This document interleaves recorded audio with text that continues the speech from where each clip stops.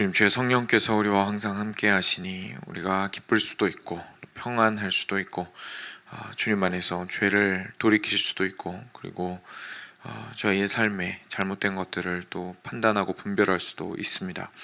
사랑하는 주님, 주님께서 우리에게 가장 큰 선물을 주신 것이 바로 성령 하나님께서 직접 우리와 함께 거하기로 하신 것입니다. 주님, 저희가 그 사실을 기억하고 저희와 항상 함께 하시며 동행하시는 주님을 인하여서 감사와 찬송을 올려드리고 위로를 얻으며 평안 가운데 하루하루를 살아갈 수 있도록, 순간순간을 살아갈 수 있도록 주여 은혜 베풀어 주시옵소서. 하나님 아버지, 저희가 성령님의 인도하심을 받는 그 모습이 어떠한지에 대하여 저희가 알게 하시고 지속적으로 우리 안에서 역사하시는 주님을 기대하기를 원합니다. 오늘 말씀을 통하여서 성령에 대한 새로운 것들과, 또는 이전에 알지 못하였던 것들과, 그리고 저희가 알았으나 미처 참 깊이 있게 묵상하고, 그리고 저희 삶 가운데 접목시키지 못하였던 부분들을 저희가 깨달아 알게 하시고, 그것을 통하여서 저의 삶이 조금이나마 더 복음에 합당한 삶으로, 그리고 주를 의뢰하는 삶으로 되어질 수 있도록 은혜 주시기 원합니다. 감사하며 우리 주 예수 그리스도의 이름으로 기도드렸습니다. 아멘. 네, 요한복음 14장 15절부터 24절입니다. 요한복음 14장 15절부터 24절까지 같이 교독하겠습니다. 제가 먼저 한 절 읽겠습니다. 너희가 나를 사랑하면 나의 계명을 지키리라. 내가 아버지께 구하겠으니 그가 또 다른 보혜사를 너희에게 주사 영원토록 너희와 함께 있게 하리니, 그는 진리의 영이라. 세상은 등이 그를 받지 못하나니 이는 그를 보지도 못하고 알지도 못함이라. 그러나 너희는 그를 아나니 그는 너희와 함께 거하시며 또 너희 속에 계시겠습니다. 내가 너희를 부하와 같이 버려두지 아니하고 너희에게로 오리라. 조금 있으면 세상은 다시 나를 보지 못할 것이로되 너희는 나를 보리니 이는 내가 살아있고 너희도 살아있겠음이라. 그날에는 내가 아버지 안에 너희가 내 안에 내가 너희 안에 있는 것을 너희가 알리라. 나의 계명을 지키는 자라야 나를 사랑하는 자니 나를 사랑하는 자는 내 아버지께 사랑을 받을 것이요 나도 그를 사랑하여 그에게 나를 나타내리라. 가롯이 아닌 유다가 이르되 주여 어찌하여 자기를 우리에게는 나타내시고 세상에는 나타내려 아니하시나이까. 예수께서 대답하여 이르시되 사람이 나를 사랑하면 내 말을 지키리니 내 아버지께서 그를 사랑하실 것이요 우리가 그에게 가서 거처를 그와 함께 하리라. 나를 사랑하지 아니하는 자는 내 말을 지키지 아니하나니 너희가 듣는 말은 내 말이 아니요 나를 보내신 아버지의 말씀이니라. 아멘. 네, 오늘 어떻게 보면 요한복음에서 정말 가장 이렇게 핵심적으로 이야기하고자 하는 내용이 집약되어 있는 부분이라고도 볼 수 있을 것 같습니다. 요한이 이렇게 여러 가지 개념들을 같이 얘기를 하거든요. 예수님이 하나님의 말씀이다 라는 것이나, 그래서 우리가 하나님의 뜻을 따르는 삶은 결국 예수님과 연합한 삶이다 라거나, 예수님은 어제 말씀대로 우리의 길이 되시고 진리가 되시고 생명이 되신다 라거나, 다양한 좀 개념들이 등장을 하는데 그게 서로 어떻게 연결되는지, 어떻게 하나로 묶이는지가 어떻게 보면 오늘 말씀 통해서 잘 드러나 있습니다. 그래서 함께 살펴보면서 과연 그리스도인으로서 그리스도 안에서 살아간다는 것이 무엇을 의미하는지 다시 한번 좀 살펴보도록 하겠습니다. 어제 이제 본문에서 이어지고 있는데, 예수님께서 내가 곧 길이요 진리요 생명이니 나로 말미암지 않고는 아버지께로 올 자가 없다, 이제 이렇게 얘기하시고, 그리고 나서 너희들도 결국은 내가 하는 일보다 더 큰 일을 하게 될 것이다, 뭐 이런 얘기 하셨거든요. 그런 얘기 하시다가 갑자기 오늘 본문에 너희가 나를 사랑하면 나의 계명을 지킬 것이다, 이제 이렇게 얘기를 하십니다. 그러니까 쉽게 말해서 너희가 나를 사랑하면 순종할 것이다 라고 얘기를 하신 겁니다. 너희가 나를 사랑하면, 예수님을 사랑하면 예수님의 뜻을 그대로 따르며 살아가게 될 것이다. 갑자기 이 얘기를 하신 거예요. 왜 그런지 그 밑에 부분을 좀 살펴보면 저희가 답을 찾을 수가 있습니다. 갑자기 예수님이 이 말씀 왜 하셨는지. 내가 아버지께 구하겠으니 그가 또 다른 보혜사를 너희에게 주사 영원토록 너희와 함께 있게 하리니. 좀 한 절씩 차근차근 보겠습니다. 내가 아버지께 구하겠으니 예수님께서 하신 말씀이죠. 아버지 하나님께 구할 건데 하나님께서 또 다른 보혜사를 너희에게 보내어 주셔서 영원토록 너희와 함께 있게 하리라 라고 말씀하십니다. 그래서 하나님으로부터 오는 보혜사 성령님을 보내주셔서 이 땅 가운데에서 우리가 살아가는 동안에 계속해서 함께 성령께서 동행하실 수 있도록 하겠다라고 이야기를 하신 거죠. 여기서 보혜사라는 거는 제가 여러 차례 강조를 드린 적이 있었는데 변호사를 뜻할 때에도 이런 보혜사라는 단어를 썼던 그런 표현입니다. 그래서 저희가 NIV를 보면 이제 카운셀러 이런 식으로 표현이 되어 있거든요. 이제 거기서 말하는 카운셀러가 저희가 지금 알고 있는 심리학 상담가가 아닙니다. 그러니까 심리 상담가한테 저희는 가가지고 이렇게 저희가 있었던 일들 다 얘기하고 조언을 듣고 어떻게 그 상황 가운데서 좀 마음을 정리할지를 도움을 받고 뭐 약 처방받고 이제 이런 것들이 어떻게 보면 요즘의 심리 상담가들이 하는 일일 텐데 이제 성령님께서 보혜사다라는 것을 카운셀러라고 표현을 한 것은 법적 대리인을 의미하면 법적 변호인을 의미하는 겁니다. 그래서 제가 이제 표현을 자주 하는 것은 저희 손을 잡고 하나님의 법정 앞으로 성령께서 가신다라는 표현들을 제가 하고는 했었는데요. 그렇게 하나님 앞에서 하나님 제가 얘랑 같이 있습니다. 제가 얘랑 같이 있습니다. 저 아시죠?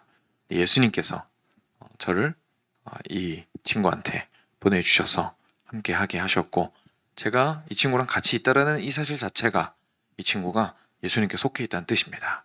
그러니까 하나님께서 판단하실 때 예수님께서 행하신 일을 통해서 십자가에서 그 죄를 용서해 주셨고 그리고 3일 만에 부활하셔서 모든 것들을 이겨내신 그 모든 일들을 통해서 이 친구를 좀 봐주십시오. 이 친구가 한 일이 그냥 이 친구 한 일로 끝나는 게 아니라 그리스도 안에 있습니다. 라고 해주시는 분이 성령님이라는 얘기입니다. 그래서 성령님께서 우리 가운데 오셔서 그렇게 하게 해주시겠다. 함께 있게 해주시겠다라고 이야기하십니다. 그는 계속 보겠습니다. 그는 진리의 영이라 세상은 능히 그를 받지 못하나니 이는 그를 보지도 못하고 알지도 못함이라. 그러나 너희는 그를 아나니 그는 너희와 함께 거하시며 또 너희 속에 계시겠습니다. 이번에는 또 무슨 얘기 하시냐면요. 이 성령님께서 그런데 어떤 분이시냐면 너희와 함께 하시는데 진리의 영이시다라고 이야기하십니다.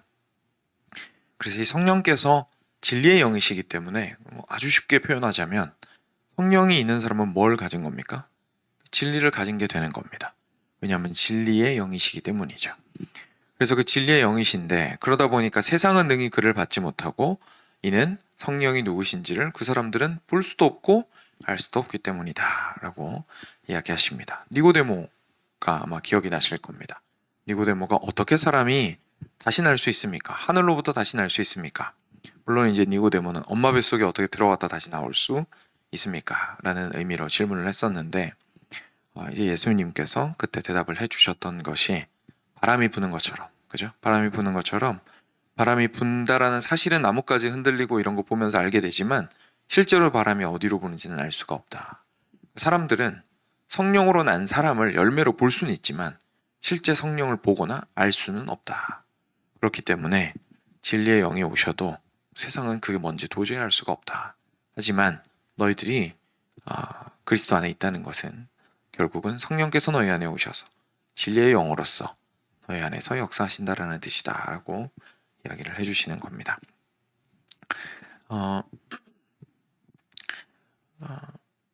근데 여기까지 이제 보시면 지금까지는 성령에 관련된 이야기를 해 오셨죠. 앞에 지금 2절에서는. 그런데 이 성령에 대한 이야기가 사실 앞에서 예수님 당신께서 하셨던 이야기랑 다 오버랩이 됩니다. 그죠? 예수님께서 이 땅 가운데 진리로 오셨다라는 말씀을 하셨고요. 그리고 내가 항상 너희와 함께 있을 테니까 너무 걱정하지 말아라 라고 이야기하셨고요. 그리고 예수님께서 네, 그렇게 얘기하셨죠. 항상 함께 있을 것이다. 그리고 내가 곧 진리이다. 이런 것들에 대해서 이야기를 하셨거든요. 그러니까 다시 말해서 예수님께서 그 처음에 성령을 언급하지 않고 약속하셨던 내가 항상 너희와 함께 있을 것이다. 그리고 내가 곧 길이요 진리요 생명이다. 라고 이야기하신 그런 내용들이 누구를 통하여 이루어지는 것이냐면 결국 성령님을 통하여서 이루어지게 된다는 사실을 저희가 알게 되는 겁니다. 그래서 이런 것들을 조금씩 정리가 되는 부분인 거죠. 이어서 계속 보겠습니다. 18절입니다. 내가 너희를 고아와 같이 버려두지 아니하고 너희에게로 오리라. 조금 있으면 세상은 다시 나를 보지 못할 것이로되 너희는 나를 보리니 이는 내가 살아있고 너희도 살아있겠음이라 라고 이야기하십니다. 예수님께서 다시 오신다는 얘기를 하시는 겁니다. 이번에는 조금 또 다른 이야기죠. 이제까지는 성령에 대한 이야기 하시다가 이제는 예수님께서 당신 자신이 제자들 너희들을 고아처럼 그냥 버려두지 않고 가긴 가겠지만 다시 돌아올 것이다. 그리고 조금이 있으면 세상은 다시 나를 보지 못할 것이로되 왜냐하면 예수님이 승천하시기 때문이죠. 너희는 나를 보게 될 것인데 이는 내가 살아있고 너희도 살아있겠습니다. 그날에는 내가 아버지 안에 너희가 내 안에 내가 너희 안에 있는 것을 너희가 알리라. 그러니까 온전히 성령께서 오시고 나서야 실제로 예수님께서 온전히 당신의 사람들을 품고 계시고 그리고 우리들은 예수님 안에 있고 예수님이 우리 안에 있고 그리고 그것을 인하여서 우리가 하나님 안에 있고 하나님이 우리 안에 있다라는 연합의 관계를 비로소 깨닫게 될 것이다 라고 이야기하시는 겁니다. 그래서 그것이 실제로 성령께서 강림하신 이후에 일어났던 일이죠. 오순절에 성령께서 강림하신 이후에 실제로 사람들이 예수님께서 부활하셨던 것이 무엇을 의미하는지, 이제까지 예수님이 자기들한테 하셨던 말씀이 다 무엇을 의미하는지를 비로소 깨닫게 됐습니다. 거기서 열심히 기도하고 그 다음에 성령 받고 나서야 비로소. 그리고 나서야 정말로 예수님께서 우리의 죄를 위해서 돌아가신 것이고 그리고 예수님께서 부활하신 것이 무엇을 의미하고 있고 그러면 우리가 앞으로 어떻게 살아야겠구나 라는 것에 대한 것들이 급격한 변화를 겪으면서 이렇게 막 속에서부터 올라오는 정말 변화로서 이제 그들에게 다가왔었는데 그래서 베드로가 일어나서 사람들을 향해서 설교도 하고 그리고 그 다음에 수많은 사람들이 세례를 받게 되고 그리고 예수님의 그 제자들은 거기서부터 흩어져서 가깝게는 이제 예루살렘 지역에서부터 예수님께서 말씀하셨듯이 사마리아 그리고 땅끝까지 이르러서 제자가 된 것을 저희가 증인이 된 것을 저희가 보게 됩니다. 그러니까 실제로 예수님께서 함께 하시겠다라고 하신 말씀은 물론 마지막 날에 다시 오셔서 우리와 재회하시겠지만 이 땅 가운데 있을 때 다시 함께 하시겠다라고 하신 말씀은 성령을 통하여 항상 함께 하겠다라고 하신 말씀이고 그리고 예수님께서 내가 곧 진리다라고 하신 말씀은 진리의 영을 너희에게 주겠다라는 말씀이고 그리고 내가 곧 생명이다라는 말씀도 결국은 너희가 살리라라고 살고 있으리라라고 여기 지금 방금 나왔잖아요. 정확하게 볼까요? 19절 뒤에 이는 내가 살아있고 너희도 살아있겠습니다 라고 말씀하셨습니다. 그렇죠?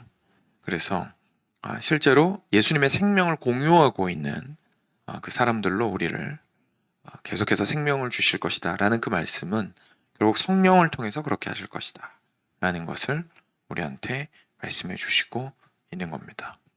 그러니까 우리가 성령 하나님이 얼마나 중요한 분이고 저희들한테는 가장 소중한 선물인지를 다시 한번 깨닫게 되는 것이죠. 저희들은 저희가 하나님으로부터 능력을 받기를 원하고 공급함을 얻기를 원하고 위로를 얻기 원하고 평안을 얻기 원하고 하나님의 사랑을 경험하기 원하고 막 다양한 것들을 요구합니다. 그렇죠? 그리고 실제로 이 땅 가운데서 살아갈 때 저희가 지혜가 필요하고 그리고 꼭 그렇지 않더라도 하나님을 더 알고 싶고 하나님 안에서 더 성장하고 싶고 진리 안에서 성장해 가고 싶고, 그리고 생명을 더 풍성하게 주님 안에서 누리고 싶고 하는 영적인 관심사들도 분명히 있습니다. 근데 그 수많은 저희들의 요구사항에 대해서 하나님께서는 내가 직접 너와 함께 하노라 라는 말씀으로 어떻게 보면 대답하신다라는 것을 저희가 알게 됩니다. 그럼 저희가 아니 언제요? 하나님 언제 저희랑 함께 하셨습니까? 라고 묻는다면 하나님께서 내가 나의 영을 너에게 주었노라 라고 하시면서 성령 하나님께서 우리와 함께 하신다는 것을 저희한테 말씀하시겠죠. 그래서 예수님께서 처음으로 이제 그런 얘기들을 조금씩 풀어내기 시작하시는 겁니다. 그리고 나서 이제 오늘 좀 어떻게 보면 핵심에 해당하는 부분이죠. 21절에 이렇게 말씀하십니다. 나의 계명을 지키는 자라야 나를 사랑하는 자니 나를 사랑하는 자는 내 아버지께 사랑을 받을 것이요 나도 그를 사랑하여 그에게 나를 나타내리라 라고 말씀하십니다. 그러니까 이런 겁니다. 사람들은 그 다음을 쭉 보고 그냥 제가 설명을 드리는 게 좀 더 좋겠네요. 22절에 가룟이 아닌 유다가 예수님한테 질문을 했습니다. 주여 어찌하여 자기를 우리에게는 나타내시고 세상에는 아니하려 하시나이까? 그러니까 이 질문을 한 이유가 사실 저희의 마음도 잘 반영을 해주고 있거든요. 그래서 이 가룟이 아닌 유다의 질문을 조금 생각을 해보고 그 다음에 다시 돌아와서 21절에서 마무리를 하도록 하겠습니다. 이 사람이 질문한 게 이런 겁니다. 주님 어째서 우리한테는 나타내시고 그렇게 당신이 하시는 일이 위대한 일이고 하나님으로부터 오신 일이면 왜 공개적으로 세상에서는 그렇게 하지 않으십니까? 라고 얘기하신 겁니다. 그래서 저희가 항상 하는 질문입니다. 그죠? 좋은 거면 더 많은 사람이 보고 들을 수 있으면 좋은 거 아닌가요? 그죠?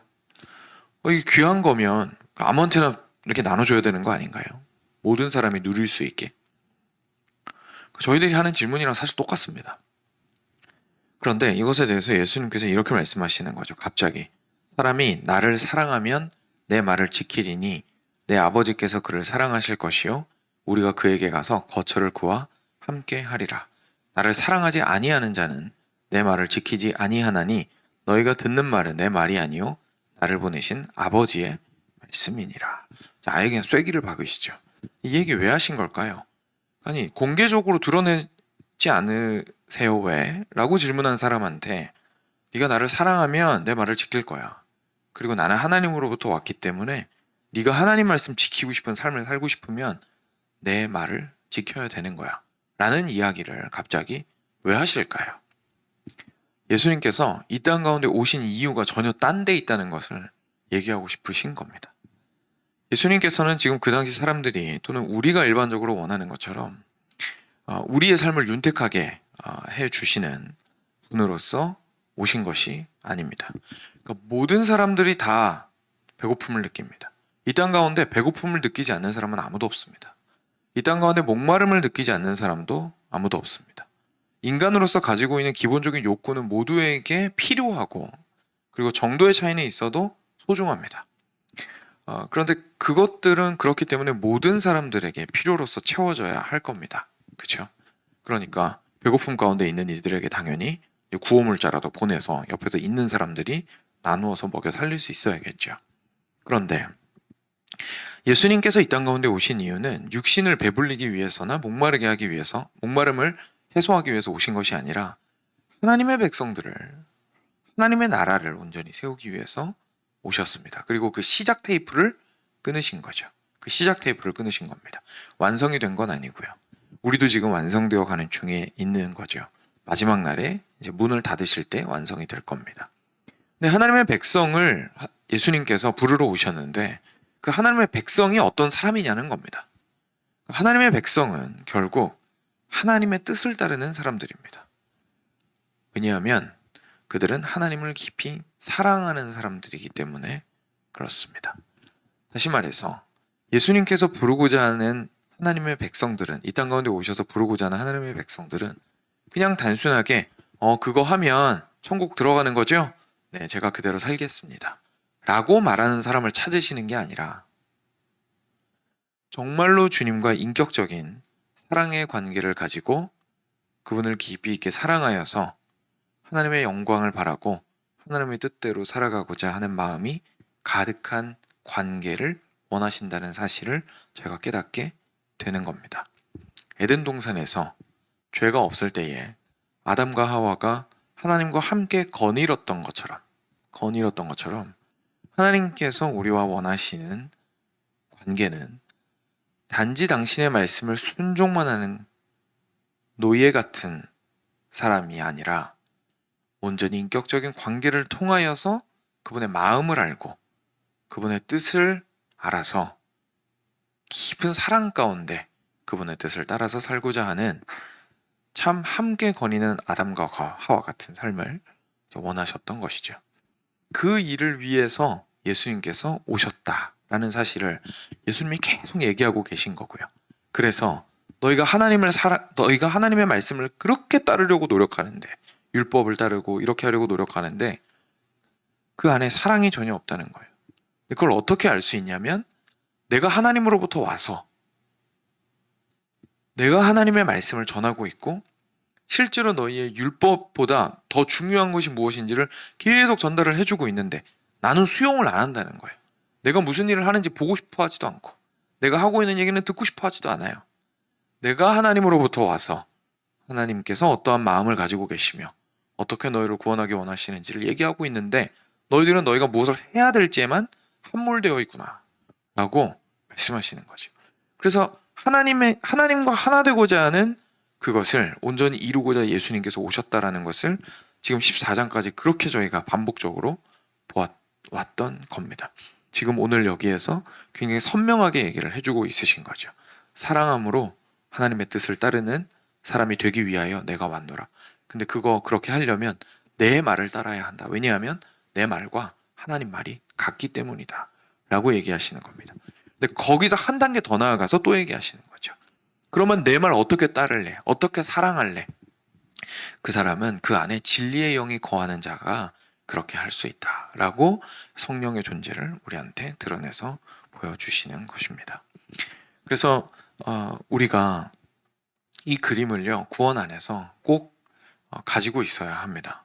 사랑하는 여러분, 저희들이 실제로 이 땅 가운데에서 그리스도인으로서 살아간다라는 뜻은, 그리스도인이라는 거는 결국 다른 사람들이 맨 처음에 놀리려고 저희한테 붙여준 말이었거든요. 저 예수쟁이들 이런 뜻이에요. 그리스도인은 원래가. 그런데 그것이 사도 바울의 언어로 좀 보자면 사도 바울은 항상 뭐라고 표현했냐면 그리스도 안에서라고 표현했습니다. 그리스도 안에서. 그러니까 우리가 그리스도인이다라고 얘기하는 건 뭐 그 말이 사람들이 이렇게 놀리는 말로 썼다고 해서 안 좋다는 뜻은 아닙니다만, 실제로 저희가 항상 뭘 기억해야 되냐면 내가 교회 다니는 사람, 내가 예수님에게 기도하는 사람에서 그쳐서는 안 된다는 얘기입니다. 내가 그리스도인이라는 얘기는 내가 그리스도와 연합한 자라는 뜻이고, 그리스도와 연합한 자라는 말을 풀어서 얘기하면 그리스도를 사랑하여 그리스도의 뜻을 온전히 순종하는 사람이다라는 뜻입니다. 그런데 그 일이 가능하기 위하여 하나님께서는 우리 안에 성령을 허락해 주신 것이고, 누군가 또한 다른 측면에서 왜 그렇게 예수님 사랑하는데? 라고 물어본다면 우리는 예수님을 사랑하는 이유는 하나님을 사랑하기 때문이다 라고 답할 수 있어야 된다는 얘기입니다. 우리가 결국 돌아갈 마지막 종착지는 하나님입니다. 하나님을 너무나 사랑하여서 하나님과 온전히 하나 되기 원하고, 그리고 하나님의 그 뜻을 따라 살기 원하는 사람은 다시 말해서 예수님을 사랑하고 예수님의 뜻을 따라 살아가기를 기뻐하는 사람이라는 것을, 그리고 그것이 가능하게 되는 것이 하나님의 영으로 말미암아 가능하게 된다는 것을 제가 깨닫게 되는 것이죠. 그래서 실제로 우리 삶 속에서 사랑하는 것이, 그리고 사랑함으로 순종하는 것이 얼마나 부차적인 문제가 아니라 핵심적인 문제인지를 저희가 깨닫게 되는 겁니다. 제가 여러 차례 그리스도인이 된다는 것은 저희가 성과를 내는 것이 아니다 라고 말씀을 드린 것이, 실제로 성과를 내거나 내가 하는 일이 하나님을 위해서 무언가를 할 수 있다라고 생각하는 것 자체가 기독교 신앙을 오해한 겁니다. 왜냐하면 기독교 신앙 자체가 사랑으로 순종하는데 그 핵심이 있기 때문에 그렇습니다. 성령을 우리한테 주셔서 정말 원하시는 것은 우리가 주님을 깊이 있게 사랑하는 것이고, 그리고 주님을 깊이 있게 사랑함으로 주님의 뜻을 따라 이웃을 함께 사랑하는 것입니다. 실제로 예수님께서 말씀하셨죠. 모든 율법은 하나님을 사랑하고 이웃을 사랑하라 라는 그 말씀에서 다 개괄적으로 이루어져 있다라고 표현하셨던 것을 기억하실 겁니다. 그래서 결국은 사랑하라 라는 그 말 속에 모든 것들이 담겨 있다라는 것을 저희가 깨닫게 되는 것이죠. 우리가 통회하는 것은 사랑할 수 없음에 통회하는 것이고, 우리가 열정을 불지펴야 할 곳은 사랑하기 위하여 열정을 불지펴야 하는 것이고, 저희가 힘을 내어서 애쓰며 노력해야 하는 것은 사랑하기가 그만큼 어렵기 때문이고, 저희가 포기하지 않아야 할 것은 사랑하기를 포기하지 않아야 하는 겁니다. 그것을 위하여서 저희는 지속적으로 거룩해져 가는 삶을 살아가는 것이죠. 그것이 그리스도인의 삶이라는 것을, 그리고 그 삶은 오직 성령으로 말미암아 가능하다는 것을 말씀을 통해서 깨닫게 됩니다. 네, 기도하겠습니다. 들으신 말씀 기억하시면서 마음에 통하시는 대로 먼저 기도로 주께 나아가겠습니다.